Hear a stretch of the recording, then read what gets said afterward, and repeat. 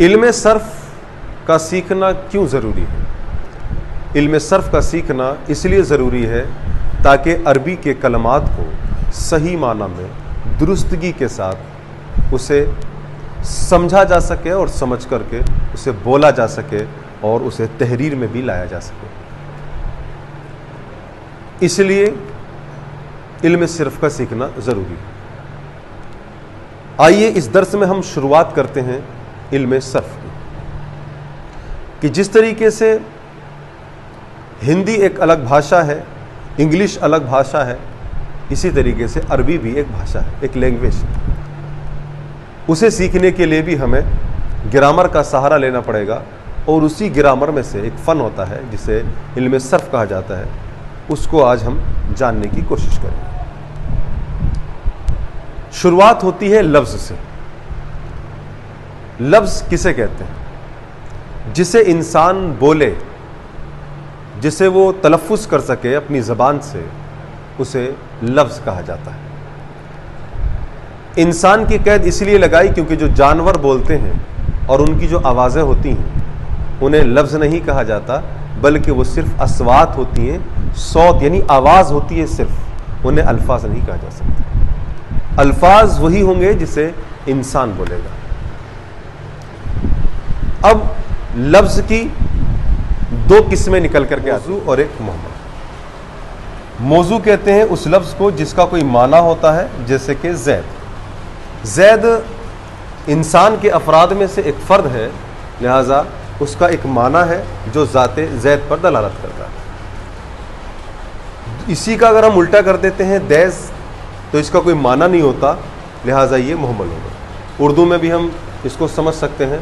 उर्दू में जैसे रोटी ओटी कहा जाता है, तो रोटी मौजू है, इसका एक माना है, और ओटी इसका कोई माना नहीं, लिहाजा ओटी मुहम्मल होगा और रोटी मौजू होगा।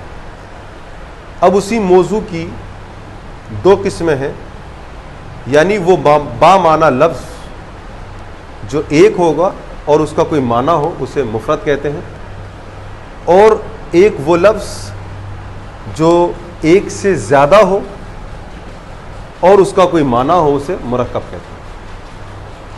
मुफरद ही का दूसरा नाम कलमा भी है, लिहाजा कलमे की तीन किस्में कह लीजिए या मुफरद की तीन किस्में कह लीजिए, बात एक। मुफरद की या कलमे की तीन किस्में हैं। पहले नंबर पर इस्म है, फेल है और हर्फ।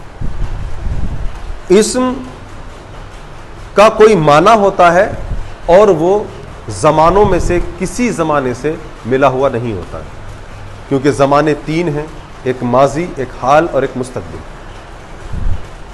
गुजरा हुआ ज़माना को माजी कहते हैं, हाल मौजूदा ज़माना और मुस्तकबिल आने वाला ज़माना।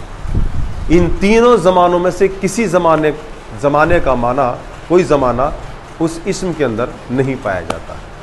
मिसाल के तौर पर जैसे रजुल है, रजुल के माने आदमी होता है, तो इसमें माना तो है लेकिन ज़माना नहीं है, इसलिए उसको इस्म कहा जाता है। दूसरे नंबर पर आता है मुफरद की किस्म, दूसरे नंबर पर वो है फेल।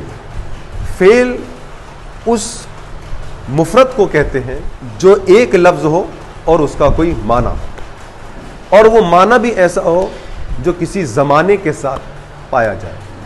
जैसे ज़राबा, उस एक आदमी ने मारा, तो ज़राबा का माना भी है यानी मारना, और इसमें ज़माना भी पाया जा रहा है यानी गुजरे हुए ज़माने में मारा। तो इसमें माना भी है और ज़माने माजी भी है, इस वजह से इसको फेल कहा जाएगा।